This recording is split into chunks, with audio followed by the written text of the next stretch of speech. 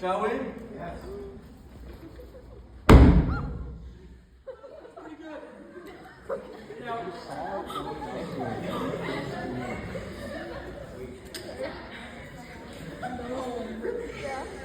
these are my original eyebrows after doing this for quite a while. Now, that hydrogen, it obviously reacted with oxygen. That's how all flames do, right? They react with oxygen, but it had to get the oxygen from all around it in this 21% oxygen atmosphere of ours.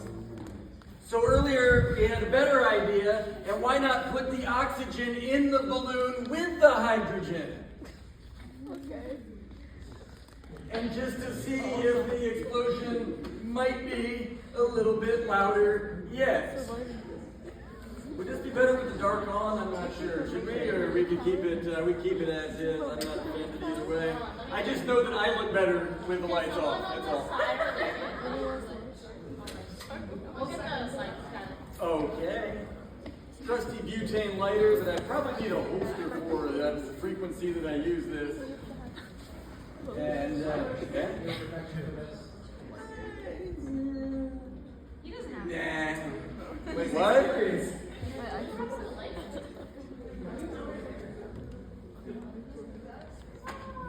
Oh, I think the bottom switch or the second to the bottom on that light panel right This to the one? left. This one? Yeah, I think so. Just to see if this maybe lights up a little bit better. Should we try this? What do you think? Absolutely. This could be a little bit loud. You've been warned, all right? That was nice and definite. What?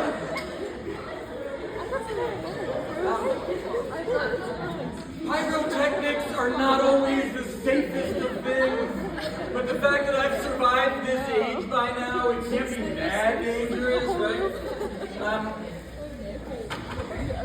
I'm the type of curious nerd that always wonders about the weird things, like regular flames on our home planet here where we got gravity, right? We know the shape of a regular flame is like that. But that's because of gravity. When you got things like up and down, right? That's how gravity do. But in space, by the way, have you ever wondered what a candle flame would look like in space? It actually makes a ball of flame like that because there is no up to it. But we're going to stay here on Earth, and whether you should or not, whether I should or not, I have done this with my own kids at single-digit ages, and they're all still alive as well. So if you want to, you get gas here, right? Okay, yeah. All right, gas is on, that's good. One thing you should not do in lab, but you can stop by my office anytime, or you can do this yourselves in just a couple of minutes, is if you take those squirt down bottles, right, and you put bubble mix in there, and then you stick the gas hose in the opposite way. If you want to, get your hand wet first so it's a little bit more flame proof. And then you can kind of hold some of those bubbles in the flame like that. And just hold on to fire in your hands. That sounds like a great idea. What could possibly go wrong?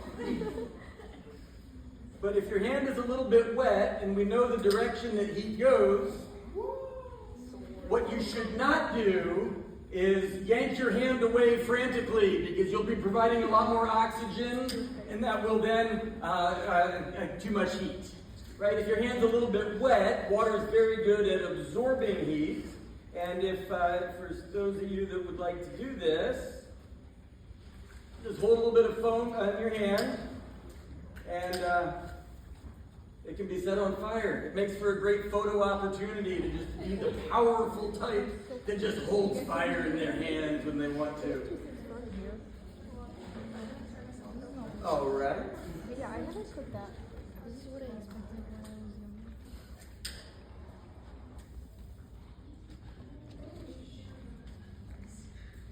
We are not that flammable for creatures. However, like the little hairs that might be on your hands or arms or whatever they can be, keeping your hand flat. And you can hold fire in your hands if you want to. I don't know the formalities. I'm not the organizer of things. I just set stuff on fire and sometimes explain the why and the how behind it.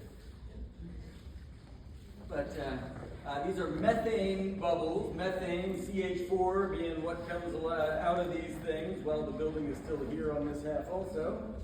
And there's a bowl of water in the sink right here. If you want to get your hand a little bit wet first, it might be to your advantage. So like the parts that might have caught on fire don't catch on fire if they're wet. Does anyone want to come up and try? Before we do that, does everybody get a picture off